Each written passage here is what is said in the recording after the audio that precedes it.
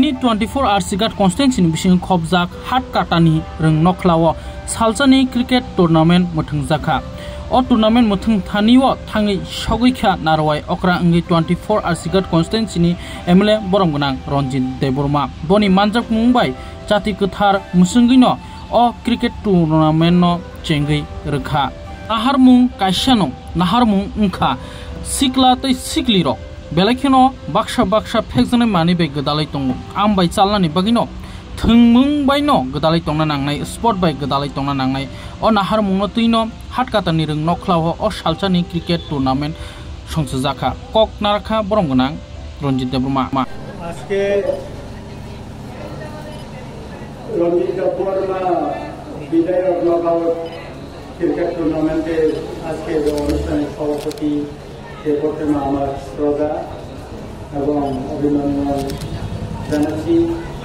উপস্থিত আমাদের এই রিজনগর হায়ার সেকেন্ডারি স্কুলের সম্মানিত হেডমিস্ট্রেস অ্যাসিস্ট্যান্ট হেডমিস্ট্রেস এবং এই মঞ্চে উপস্থিত সকল শ্রদ্ধেয় অতিথিবৃন্দ এবং আজকে যারা এই খেলাকে দেখার জন্য আছে এবং এই টুর্নামেন্টে যারা অংশগ্রহণ করছেন সবাইকে অভিনন্দন জানিয়ে আমি সংক্ষিপ্ত দু একটি কথাই বলবো।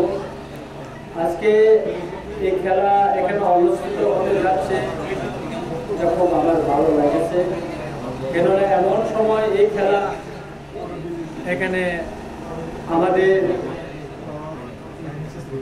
উদ্যোগ নেওয়া হয়েছে, যেটা আমাদের সমাজ যখন ড্রাগসের কবলে পড়ে ছেলেরা বিপদে চলে গিয়েছে, এই সময় এই খেলাটা খুবই প্রয়োজনীয় ছিল।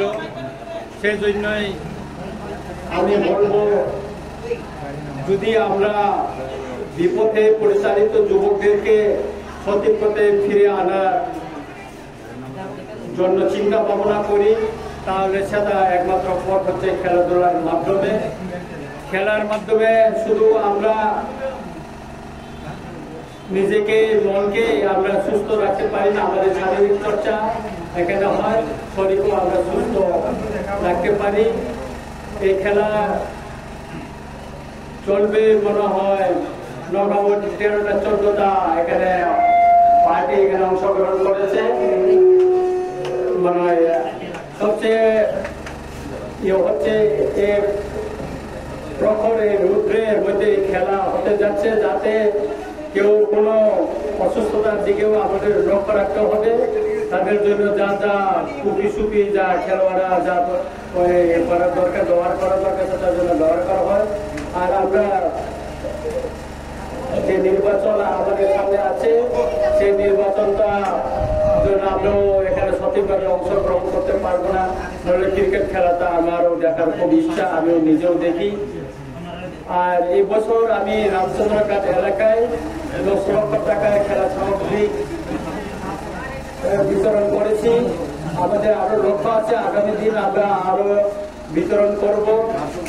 আমি প্রতিটি গাঁওসভা এবং রেজিস্টার যে সমস্ত গ্রাম আছে সেখানে আমরা বিলি করেছি। হয়তো নতুন ফাইন্যান্সিয়াল বছরে আমরা আরো বিলি করার জন্য চিন্তা ভাবনা আছে। MLA ফান্ড থেকে আমি এটা প্রতি বছর বিলি করব। আর এলাকার যাতে শান্তি শৃঙ্খলা বজায় থাকে সেদিকে আমাদেরকে সবাইকে লক্ষ্য রাখতে হবে, কেননা যদি শান্তি এখানে বজায় থাকে, শান্তি সম্প্রীতি বজায় থাকে, তাহলে এলাকায় উন্নয়ন হবে।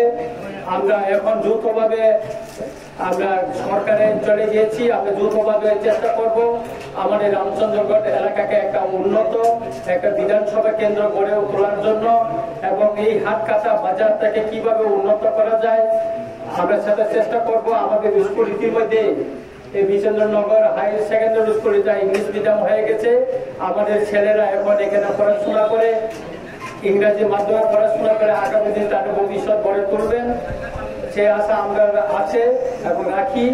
তাই আমি আমার বক্তব্য দীর্ঘায়িত করবো না।